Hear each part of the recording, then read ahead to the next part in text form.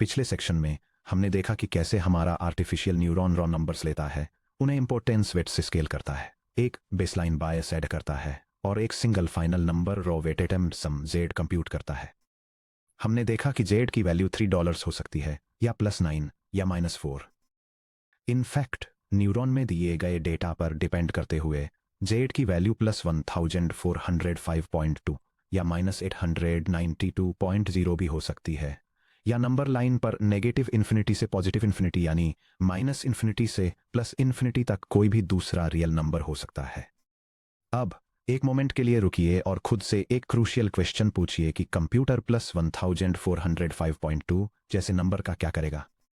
अगर कोई medical AI किसी पेशेंट के स्कैन को इवेलुएट कर रहा है तो वह डॉक्टर को सिर्फ +1400.2 का रॉ मैथमेटिकल टैली नहीं थमा सकता। डॉक्टर को एक क्लियर और एक्शनेबल आंसर चाहिए कि ट्यूमर की 94% प्रोबेबिलिटी है या फिर स्कैन क्लियर है या नो। अगर कोई ऑटोनॉमस ड्रोन यह डिसाइड कर रहा है कि लेफ्ट मुड़ना है या राइट, तो -892.0 का रॉ आउटपुट स्कोर सीधे मोटर्स को ये नहीं बताता कि कितना स्टीयरिंग फोर्स अप्लाई करना है। यह बात हमें आर्टिफिशियल न्यूरॉन के मिसिंग पीस एक्टिवेशन फंक्शन पर लेकर आती है। न्यूरॉन का complete processing pipeline inputs x weights W से मल्टीप्लाई की तरफ ले जाते हैं, जिससे प्रोडक्ट सम होते हैं और बायस B ऐड होता है, जिसके रिजल्ट में रॉ स्कोर जेड मिलता है। यह activation function f of Z dash हम यहाँ डैश की तरफ ले जाता है, जो फाइनल आउटपुट सिग्नल A तक जाता है। एक्टिवेशन फंक्शन एक आर्टिफिशियल न्यूरॉन के फाइनल डिसीजन मेकर, गेटकीपर या ट्रांसलेटर की तरह काम करता है। यह उस अनबाउंडेड रॉ स्कोर जेड को लेता है और उसे स्क्वैश, कैप या ट्रांसफॉर्म करके एक क्लीन नॉर्मलाइज्ड आउटपुट सिग्नल बनाता है, जिसे अक्सर एक्टिवेशन के लिए ए के रूप में डिनोट किया जाता है। यह फाइनल सिग्नल दो चीजें तय करता है: क्या न्यूरॉन को फायर करना चाहिए, क्या सिग्नल इतना स्ट्रॉन्ग है कि इसे बाकी नेटवर्क में आगे भेजा जा सके, आउटपुट को किस फॉर्म में होना चाहिए, 0% और 100% के बीच की परसेंटेज प्रोबेबिलिटी, एक स्ट्रिक्ट यस या नो स्विच, एक कंटिन्यूअस स्केल्ड नंबर। बिना एक्टिवेशन फंक्शंस के अर्थ पर मौजूद बड़े से बड़े डीप लर्निंग मॉडल भी बेसिक लीनियर कैलकुलेटर्स में कोलैप्स हो जाएंगे। इस सेक्शन में हम एक्सप्लोर करेंगे कि एक्टिवेशन फंक्शंस आर्टिफिशियल इंटेलिजेंस का सीक्रेट सॉस क्यों हैं, और हम मॉडर्न मशीन लर्निंग में यूज होने वाले 3 सबसे इंपॉर्टेंट एक्टिवेशन फंक्शंस से मिलेंगे। Part 1, the 3 heavyweights of activation functions. Computer science की पूरी हिस्ट्री में रिसर्चर्स ने एक्टिवेशन फंक्शंस के रूप में काम करने के लिए दर्जनों मैथमेटिकल कर्व्स के साथ एक्सपेरिमेंट किए हैं। आज 3 fundamental functions modern deep learning architecture पर डोमिनेट करते हैं: सिग्मॉइड, रेलू और सॉफ्टमैक्स। हर फंक्शन की एक अलग पर्सनालिटी, एक यूनिक विजुअल शेप और न्यूरल नेटवर्क के अंदर एक स्पेसिफिक जॉब होती है। 1. The sigmoid function, the smooth probability compressor. Imagine कीजिए कि आप एक online banking security network manage कर रहे हैं। आपका system hundreds of signal inputs जैसे कि login device, IP location, time of day, typing speed को देखता है और एक रॉ स्कोर जेड कैलकुलेट करता है। अगर जेड +45.0 निकलती है तो आपकी सिक्योरिटी टीम को तब तक समझ नहीं आएगा कि इसका क्या मतलब है जब तक इसे एक स्टैंडर्ड स्केल में कन्वर्ट न किया जाए। क्या +45.0 हाई है, क्या ये लो है? यहीं पर सिग्मॉइड फंक्शन आपकी मदद के लिए आता है। सिग्मॉइड कर्व, सारे नंबर्स को स्क्वाश करना। डायग्राम जो output A versus input Z दिखाता है। वर्टिकल एक्सिस आउटपुट 0.0 से 1.0 तक रेंज करता है और हॉरिजॉन्टल एक्सिस इनपुट Z -6 से 6 तक रेंज करता है। मिड पॉइंट Z इक्वल्स 0 पर है, जिसका आउटपुट 0.5 है। जैसे जैसे इनपुट Z डिक्रीज होता है, आउटपुट 0.0 के करीब पहुंचता है। जैसे जैसे इनपुट Z इंक्रीज होता है, आउटपुट 1.0 के करीब पहुंचता है। मैथमेटिकली सिग्मॉइड फंक्शन को इस तरह डिफाइन किया जाता है: sigma of z equals 1 divided by open parenthesis 1 plus e to the power of negative z close parenthesis. Mathematical constant या नेगेटिव एक्सपोनेंट को याद रखने की चिंता मत कीजिए, आपका deep learning framework behind the scenes automatically ये मैथ हैंडल कर लेता है। जो बात सबसे ज्यादा मैटर करती है वह है ऊपर दिखाए गए कर्व का बिहेवियर। इस शेप्ड कर्व सिग्मॉइड फंक्शन एक जेंटल स्मूथ इस शेप बनाता है। बाउंडेड आउटपुट रेंज, आपका इनपुट G कितना भी मैसिव या टाइनी क्यों न हो, सिग्मॉइड आउटपुट को स्ट्रिक्टली 0.0 और 1.0 के बीच ही रखता है एक्सट्रीम पॉजिटिव। इनपुट्स अगर जी इक्वल टू प्लस 10 है तो sigma of g approximately 0.09999 evaluate होता है। एक्सट्रीम नेगेटिव इनपुट्स अगर जी इक्वल टू माइनस 10 है तो sigma of g approximately 0.0001 evaluate होता है। जीरो सेंटर अगर जी इक्वल टू 0 है तो सिग्मा ऑफ जी एग्जैक्टली 0.5 होता है। हम सिग्मॉइड क्यों यूज करते हैं? क्योंकि सिग्मॉइड स्ट्रिक्टली 0.0 और 1.0 के बीच वैल्यूज आउटपुट करता है। यह बाइनरी क्लासिफिकेशन के लिए अल्टीमेट टूल है। ऐसी प्रॉब्लम्स जहां आंसर दो पॉसिबिलिटीज के बीच एक सिंपल चॉइस होता है, जैसे या नो स्पैम या नॉट स्पैम डिजीज या हेल्दी। आप सिग्मॉइड आउटपुट को सीधे एक परसेंटेज प्रोबेबिलिटी के रूप में इंटरप्रेट कर सकते हैं। 0.85 के आउटपुट का मतलब है कि न्यूरॉन 85% कॉन्फिडेंट है कि इनपुट एक पॉजिटिव मैच है, जैसे 85% चांस है कि ईमेल स्पैम है। 0.03 के आउटपुट का मतलब 3% चांस है जो वर्चुअली गारंटीड है कि ईमेल लेजिटिमेट है। रॉसम z equals plus 2.2 sigmoid function की तरफ ले जाता है, जो आउटपुट a इक्वल्स 0.90 की तरफ ले जाता है, जिसका रिजल्ट 90% चांस ऑफ रेन है। सिग्मॉइड के साथ कैच ये है कि हालांकि सिग्मॉइड सुनने में परफेक्ट लगता है, इसका एक फेमस ड्रॉबैक है जिसे वैनिशिंग ग्रेडियंट प्रॉब्लम के नाम से जाना जाता है। जब जी बहुत बड़ा हो जाता है, जैसे +50, या बहुत छोटा हो जाता है, जैसे -50, तो एस कर्व ऑलमोस्ट पूरी तरह से फ्लैट हो जाता है। जब एक कर्व फ्लैट होता है तो कंप्यूटर एल्गोरिदम के लिए ट्रेनिंग के दौरान वेट्स को कैसे एडजस्ट करना है, यह कैलकुलेट करना बेहद मुश्किल हो जाता है। इस वजह से मॉडर्न डीप लर्निंग इंजीनियर्स अब डीप नेटवर्क की मिडल लेयर्स के अंदर सिग्मॉइड का यूज शायद ही कभी करते हैं। हालांकि बाइनरी प्रेडिक्शन मॉडल्स के बिल्कुल फाइनल आउटपुट न्यूरॉन के लिए ये अभी भी एक पॉपुलर चॉइस बना हुआ है। ReLU rectified linear unit the fast and efficient workhorse. अगर आप चैटजीपीटी से लेकर self driving car vision systems तक लगभग किसी भी मॉडर्न एआई सिस्टम की इनर लेयर्स को इंस्पेक्ट करेंगे तो आपको रीलू नाम का एक सिंपल फंक्शन मिलेगा, जिसका प्रोनाउंसिएशन रीलू है, जो रेक्टिफाइड लीनियर यूनिट का शॉर्ट फॉर्म है। जब नए लोग पहली बार रीलू का फॉर्मूला देखते हैं तो वे अक्सर हंसते हैं, क्योंकि यह state of the art artificial intelligence को पावर देने के लिए लगभग बहुत सिंपल लगता है। Relu of z equals the maximum of 0 and z. Simple शब्दों में, अगर जेड नेगेटिव है तो इसे 0 बना दें, अगर जेड पॉजिटिव है तो इसे अकेला छोड़ दें। The relu curve strict bouncer diagram output a versus input z दिखाता है। इनपुट जेड -3 से 3 तक रेंज करता है। नेगेटिव इनपुट्स के लिए आउटपुट 0 है, जो नेगेटिव्स को कंप्लीटली ब्लॉक कर देता है।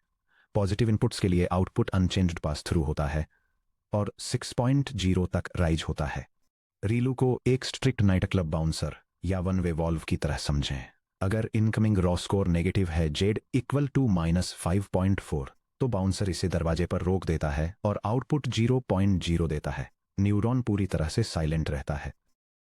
अगर इनकमिंग रॉ स्कोर पॉजिटिव है, जेड इक्वल टू +3.2, तो बाउंसर एक तरफ हट जाता है और एग्जैक्ट नंबर को बिना बदले पास होने देता है 3.2। Raw input z equal to -8.5 leads to relu leads to output a equal to 0.0। Neuron silent रहता है। Raw input z equal to +4.1 leads to relu leads to output a equal to 4.11। Neuron fire करता है।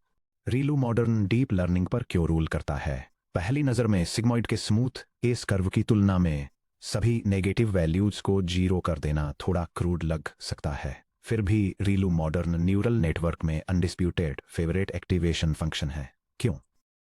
Blazing computational speed sigmoid function को compute करने के लिए ई की power लेने और कॉम्प्लेक्स डिवीजन स्टेप्स रन करने की जरूरत होती है। रियलू को कंप्यूट करने के लिए बस एक सिंगल माइक्रोस्कोपिक कंप्यूटर ऑपरेशन की जरूरत होती है, यह चेक करना कि क्या कोई नंबर 0 से कम है। चूंकि डीप नेटवर्क में मिलियंस ऑफ न्यूरॉन्स होते हैं जो पर सेकंड बिलियंस ऑफ कैलकुलेशंस करते हैं, यह computational efficiency massive speed ups देती है। सिग्नल सेचुरेशन को रोकता है। पॉजिटिव वैल्यूज के लिए रियलू कभी फ्लैट नहीं पड़ता, चाहे Z5 के बराबर हो या Z500 के बराबर, स्लोप स्टेडी रहता है। यह डीप नेटवर्क को फ्लैटन प्लेटोज में अटके बिना तेजी से लर्न करने की अनुमति देता है। स्पार्सिटी साइलेंस के थ्रू एफिशिएंसी, क्योंकि रियलू हर नेगेटिव रॉ स्कोर को एक फ्लैट 0 में बदल देता है, इसलिए किसी लेयर में बहुत से न्यूरॉन्स दिए गए इनपुट के लिए ट्रू 0 आउटपुट देंगे। जब कोई न्यूरॉन 0 आउटपुट देता है तो वह इफेक्टिवली डीएक्टिवेट हो जाता है। यह स्पार्स रिप्रेजेंटेशंस क्रिएट करता है, जिसका मतलब है कि नेटवर्क केवल उन्हीं स्पेसिफिक सबसर्किट्स को एक्टिवेट करता है जो करेंट इनपुट से वास्तव में रिलेवेंट हैं।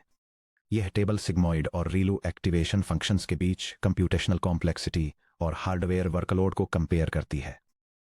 सिग्मॉइड एक्सपोनेंट्स और डिवीजन जैसे कंप्यूटेशनली हैवी मैथमेटिकल ऑपरेशंस पर रिलाई करता है, जबकि रीलू को सिर्फ एक सिंपल कंडीशनल चेक की जरूरत होती है जिसे हार्डवेयर इंस्टेंटली प्रोसेस कर सकता है।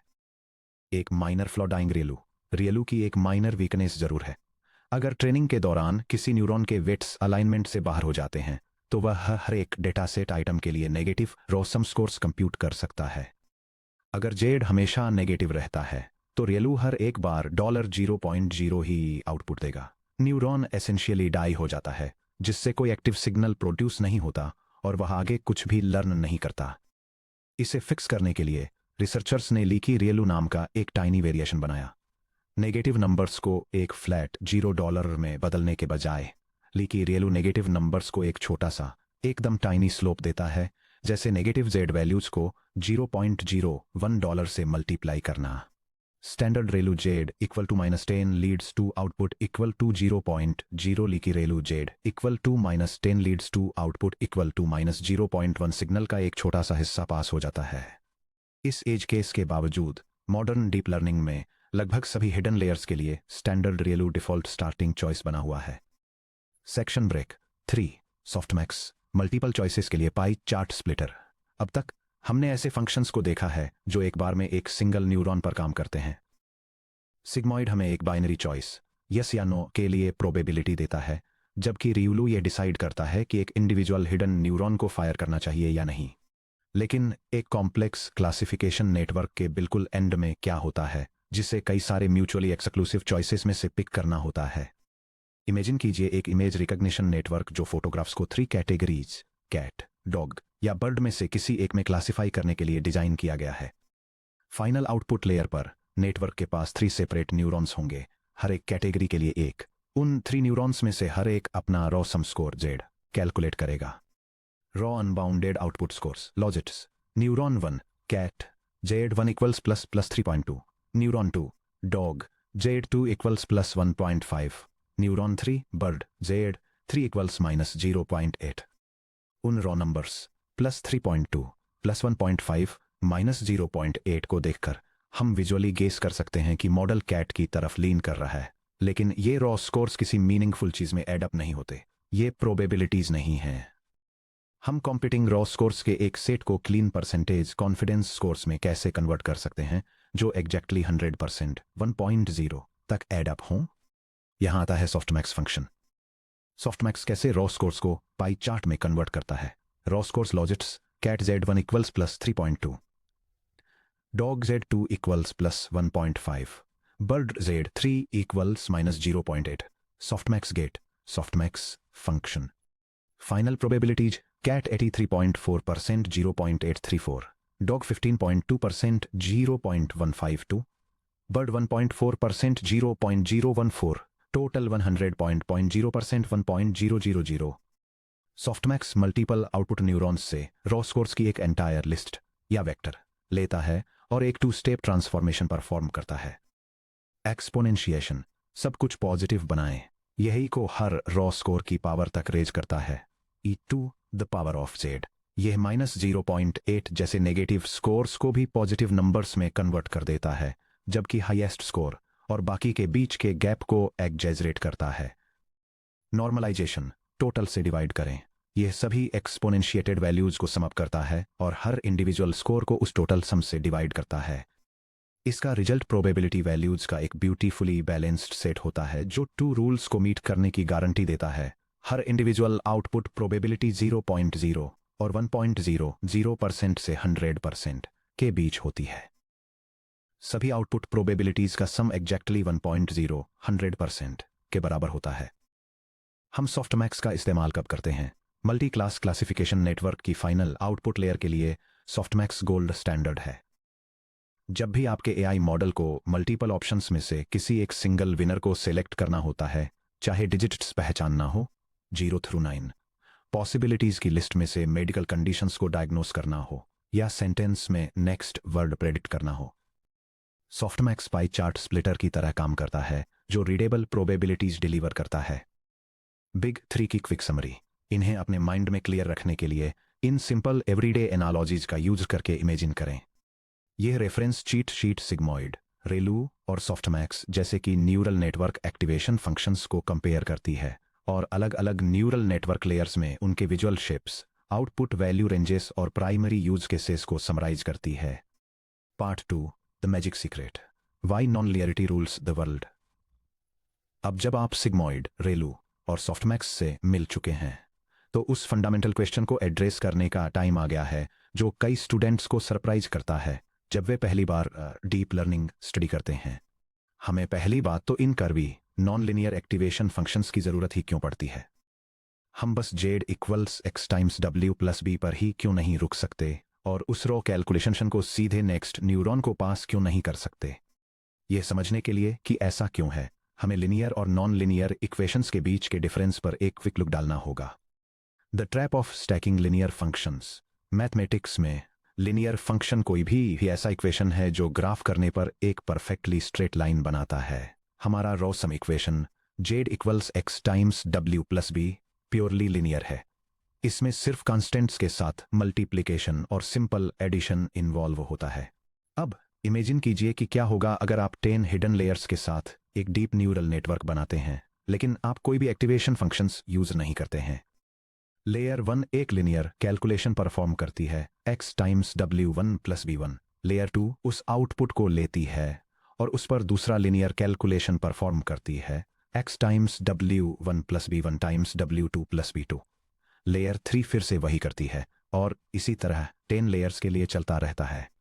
यहां मैथमेटिकल ट्रैप है। अगर आप एक लिनियर इक्वेशन को दूसरे लिनियर इक्वेशन के ऊपर स्टैक करते हैं तो कंबाइंड रिजल्ट अभी भी सिर्फ एक सिंगल लिनियर इक्वेशन ही होता है। लेयर 1 लीनियर से लेयर 2 लीनियर और लेयर 2 लीनियर से लेयर 3 लीनियर बनता है जो वन सिंगल स्ट्रेट लाइन के इक्विवेलेंट है Z equals x times W combined plus B combined. आप चाहे कितने भी मिलियंस न्यूरॉन्स या हंड्रेड्स लेयर्स एक साथ स्टैक कर लें, बिना एक्टिवेशन फंक्शंस के आपका giant 100 layer neural network mathematically सिर्फ एक सिंगल लीनियर इक्वेशन में सिंपलीफाई हो जाता है। बिना एक्टिवेशन फंक्शंस वाले नेटवर्क को चलाने वाला एक $multi billion का सुपर कंप्यूटर भी कॉम्प्लेक्स प्रॉब्लम्स को मिडल स्कूल अलजेब्रा के एक बेसिक लाइन ड्राइंग फॉर्मूला से बेहतर सॉल्व नहीं कर पाएगा। Section break. Real world data curvy और केओटिक होता है। एक स्ट्रेट लाइन इतनी लिमिटिंग क्यों है कि रियल वर्ल्ड नॉन लीनियर है। रियल वर्ल्ड रिलेशनशिप्स मुश्किल से ही सीधी लाइंस में फिट बैठते हैं। हाउसिंग प्राइसेस, किसी घर की वैल्यू स्क्वायर फुटेज के साथ सीधी लाइन में स्केल नहीं होती। Location, neighbourhood trends, school districts और economic shifts complex curved boundary patterns बनाते हैं। कंप्यूटर विजन, पिक्सेल्स का क्लस्टर इंसानी चेहरा बना रहा है या नहीं, यह डिटेक्ट करने के लिए कॉम्प्लेक्स कर्व्स, शेडोज, एजेस और ओवरलैपिंग टेक्सचर्स को पहचानना पड़ता है। आप पिक्सेल डेटा के जरिए सिर्फ एक सीधी लाइन खींचकर बिल्लियों और कुत्तों की पिक्चर्स को अलग नहीं कर सकते। लैंग्वेज प्रोसेसिंग, इंसान की ग्रामर और सेंटेंस का मीनिंग कॉन्टेक्स्ट स्विचेस, इडियम्स और नॉन लीनियर लॉजिक से भरा होता है। Linear versus non linear decision boundaries, एक डायग्राम जो ओ से मार्क किए गए कैट पिक्सल्स वर्सेस एक्स से मार्क किए गए डॉग पिक्सल्स को कंपेयर करता है। लेफ्ट में बिना एक्टिवेशंस वाली एक लीनियर बाउंड्री पिक्सल्स को अलग करती हुई एक स्ट्रेट लाइन दिखाती है। राइट में एक्टिवेशंस वाली एक नॉन लीनियर बाउंड्री पिक्सल्स को अलग करती हुई एक कर्व्ड लाइन दिखाती है। हर न्यूरॉन के आउटपुट पर एक नॉन लीनियर एक्टिवेशन फंक्शन जैसे रीलू या सिग्मॉइड अप्लाई करके हम सीधे लीनियर कैलकुलेशंस को बेंड और वार्प कर देते हैं। जब आप मल्टीपल लेयर्स में इन सैकड़ों हजारों छोटी मुड़ी हुई लाइंस और कर्व्स को एक साथ चेन करते हैं तो न्यूरल नेटवर्क में खुद को किसी भी इमेजिनेबल कॉम्प्लेक्स शेप या डिसीजन बाउंड्री में मोल्ड करने की मैजिकल एबिलिटी आ जाती है।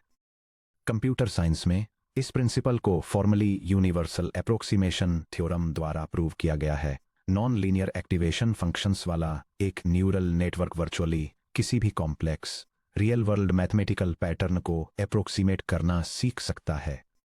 एक्टिवेशन फंक्शंस वे टूल्स हैं जो सिंपल लीनियर कैलकुलेटर्स को फ्लेक्सिबल पैटर्न रिकॉग्नाइजर्स में ट्रांसफॉर्म कर देते हैं।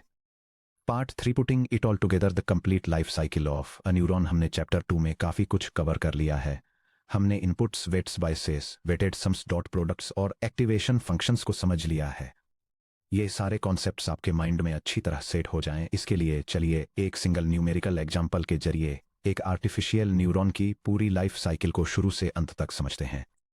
Scenario the fraud detection neuron. Imagine कीजिए एक ऐसा आर्टिफिशियल न्यूरॉन जो ये इवेल्युएट करने के लिए डिजाइन किया गया है कि कोई क्रेडिट कार्ड ट्रांजैक्शन फ्रॉडुलेंट है या legitimate. The complete neuron pipeline.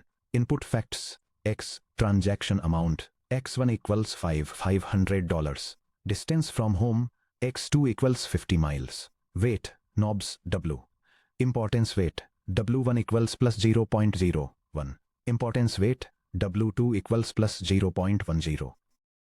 Internal bias B. Default baseline preference B equals minus 2.0. चलिए इस ट्रांजैक्शन को अपने न्यूरॉन के through step by step process करते हैं। Step 1 input gathering. ट्रांजैक्शन दो फीचर्स के साथ आता है।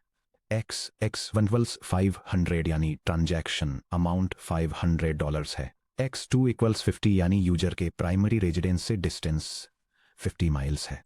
Step 2 weighting and addition calculating z। Neuron अपने लर्नड पैरामीटर्स अप्लाई करता है। वेट w1 इक्वल्स प्लस 0.01, बड़े अमाउंट्स फ्रॉड के शक को थोड़ा बढ़ाते हैं। वेट w2 इक्वल्स प्लस 0.110, घर से दूरी फ्रॉड के शक को काफ़ी बढ़ाती है। बायस b इक्वल्स माइनस 2.0। बेसलाइन बायस नेगेटिव से स्टार्ट होता है क्योंकि ज़्यादातर ट्रांजैक्शंस लेजिटिमेट होते हैं। अब रो वेटेड सम z कैलकुलेट करते हैं। z equals open parenthesis x sub 1 times w sub 1 close parenthesis plus open parenthesis x sub 2 times w sub 2 close parenthesis plus b. z equals open parenthesis 500 times 0.01 close parenthesis plus open parenthesis 50 times 0.10 close parenthesis plus negative 2.0.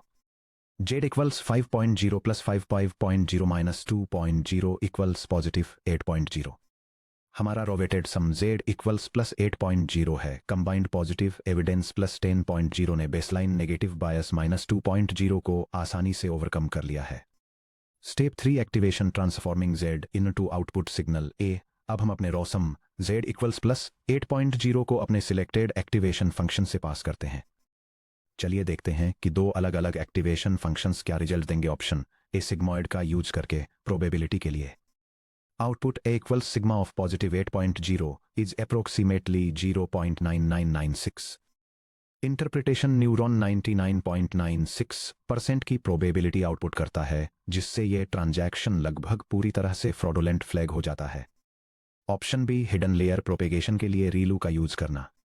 Output a equals relu of positive 8.0 equals 8.0। Interpretation क्योंकि z 0 से बड़ा है, neuron $8 की output intensity के साथ strongly fire करता है, जिससे नेटवर्क में डाउनस्ट्रीम लेयर्स को एक स्ट्रॉन्ग सिग्नल मिलता है। Summary of the neurons life cycle. Inputs x का रिजल्ट है $500, अमाउंट 50 miles। वेट्स w का रिजल्ट है टाइम्स 0.01 टाइम्स 0.10। रॉसम z का रिजल्ट है 5.0 plus 5.0 minus 2.0 bias equals plus 8.0।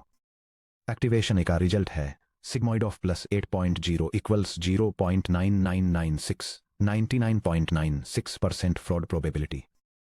Congratulations, अब आप आर्टिफिशियल न्यूरॉन के अंदर होने वाले हर स्टेप को पूरी तरह से समझ चुके हैं। Section break chapter 2 summary. आपने बिल्डिंग ब्लॉक्स को मास्टर कर लिया है। देखिए आप कितनी दूर आ गए हैं। चैप्टर 2 में आपने एक आर्टिफिशियल न्यूरॉन को अलग करके देखा और उसके इंजन को चलाने वाले हर एक गियर को इंस्पेक्ट किया। इनपुट्स एक्स सिस्टम में फीड किए गए raw numeric data features weights w adjustable knobs जो हर इनकमिंग फीचर की इंपोर्टेंस को स्केल करते हैं। बायस भी इंटरनल ऑफसेट नॉब जो बेसलाइन डिफॉल्ट एक्टिवेशन थ्रेशोल्ड को शिफ्ट करता है। रॉसम दमजेड core calculation rate equals x times w जो सभी इनपुट्स वेट्स और बायस को एक सिंगल स्कोर में एग्रीगेट करता है। Activation functions a non linear decision switch sigmoid relu softmax जो z को कंप्रेस कैप और ट्रांसफॉर्म करके मीनिंगफुल आउटपुट सिग्नल बनाते हैं। सिंपल स्पैम फिल्टर्स से लेकर giant multi billion parameter language models तक हर कॉम्प्लेक्स AI मॉडल पूरी तरह से इन्हीं fundamental single neuron building blocks से बना है। Section break the journey ahead. अब तक हमने अपना सारा ध्यान अकेले काम करने वाले एक सिंगल आइसोलेटेड न्यूरॉन को समझने पर फोकस किया है। हालांकि एक सिंगल न्यूरॉन सिंपल डिसीजंस ले सकता है, जैसे टू फीचर फ्रॉड स्कोर को इवैल्यूएट करना, रियल वर्ल्ड टास्क्स के लिए बहुत ज़्यादा ब्रेन पावर की ज़रूरत होती है। हैंडराइटिंग सैंपल को पहचानना, स्पोकन ऑडियो समझना या डिजीजेस डायग्नोस करना, इसके लिए हज़ारों या लाखों आर्टिफिशियल न्यूरॉन्स का एक साथ हार्मनी में काम करना ज़रूरी है। हम हज़ारों इंडिविजुअल न्यूरॉन्स को कैसे ऑर्गेनाइज करें ताकि वे सीमलेसली कम्युनिकेट कर सकें? सिग्नल न्यूरॉन्स के एक ग्रुप से अगले ग्रुप तक कैसे पास होते हैं? पेज टर्न करके 3.1 building a network input, hidden और आउटपुट लेयर्स पर आइए, जहां हम अपने आइसोलेटेड बिल्डिंग ब्लॉक्स को full scale multi layer neural network में असेंबल करेंगे।